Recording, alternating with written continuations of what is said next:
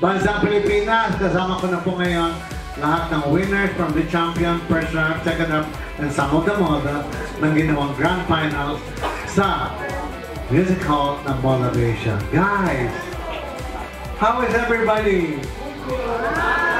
Okay. Oh, Billy, anong pakila?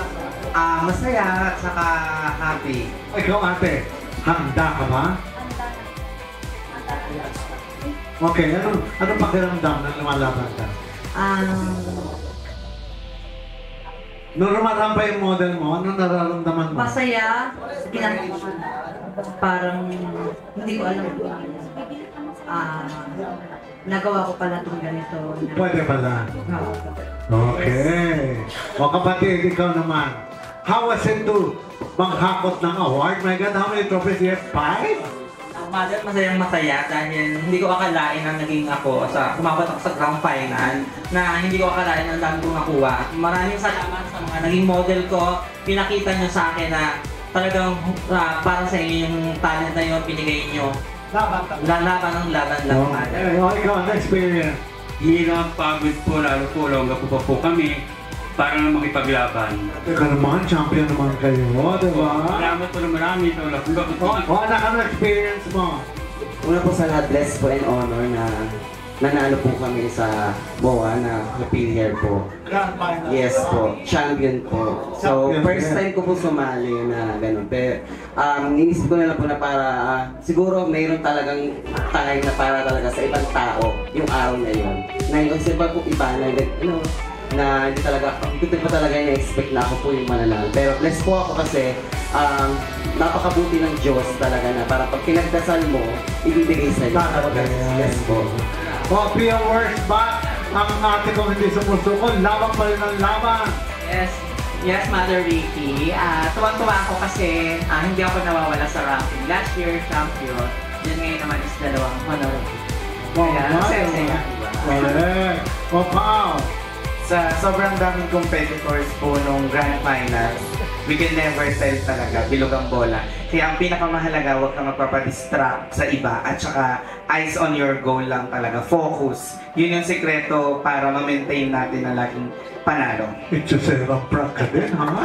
May mga focus-focus ka pag nalalaman. O mga model, ano experience nyo? Pressure, syempre first time. But then yung most important is gusto mo yung ginagawa mo. Kasi agad gusto mo yung ginagawa mo. Okay. Experience. Kasi meron ka natutunang bagong learnings di ba? Kung natalo tayo, meron tayong matututunan. So, tulong-tulong ka talaga ni Chef Cabrera, ha? Magaling magturo lola nyo, ha? Ayun, kahit pumatalo tayo or manalo, so it's never been a failure. Hey, Lola champion, ang gandang lola. Yes! First time ka, ate. Salamat po sa inyong lahat. Another lola na hindi mo kang lola, di ba?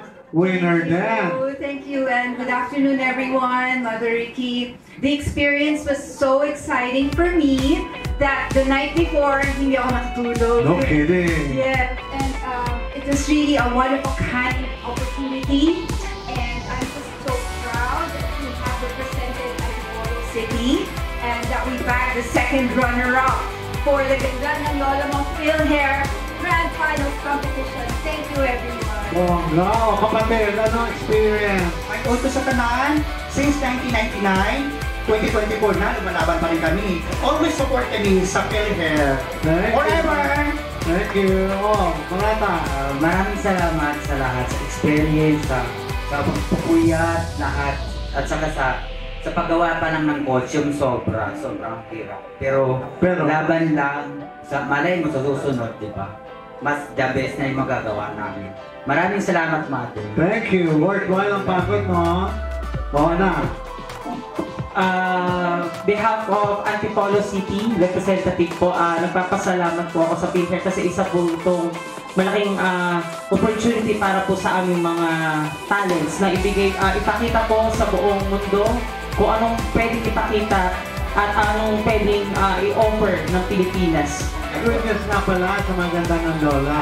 Yung tatlong winner, na-message ako ng World Macau, World Madam Macau na gusto kayong bigyan ng sariling crown and trophy.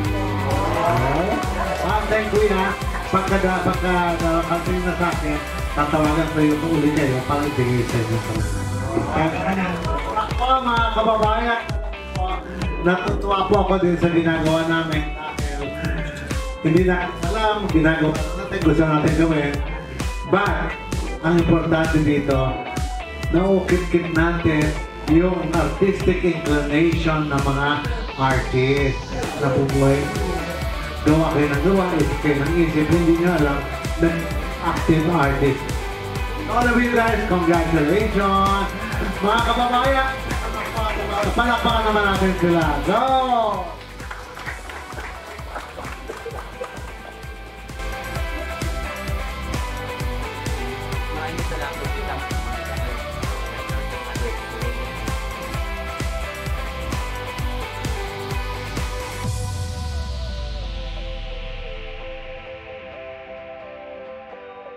Siyempre, katatapos lang ng Grand Finals, pagod pa ang mga bakla.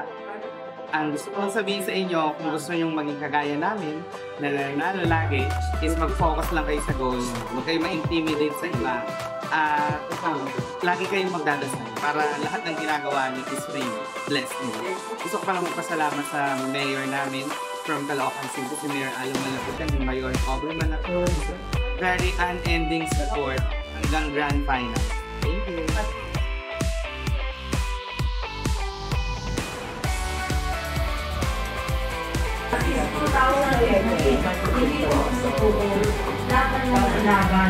Maraming salamat dahil halos lagi ako mapapasok sa award. Salamat po ng maraming kay Marjorie Reyes.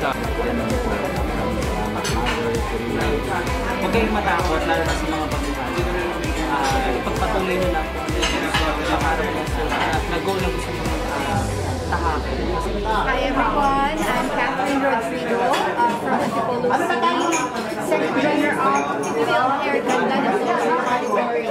Thank you so much for the opportunity, Mother Ricky Reyes. It just feels surreal and exciting, and we've experienced a one-of-a-kind experience in the PhilHair Grand Finals. Thank you.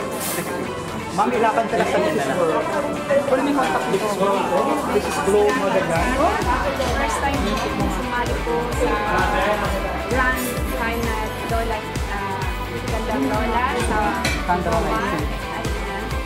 Kay Mother Ricky Reyes. Salamat po.